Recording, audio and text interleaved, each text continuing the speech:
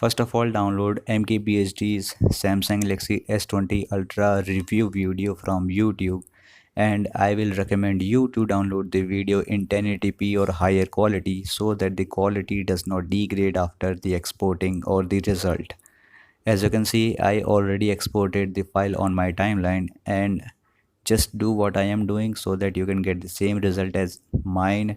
And make sure your logo is in black color so that it can match this theme properly, and just follow me what I am doing.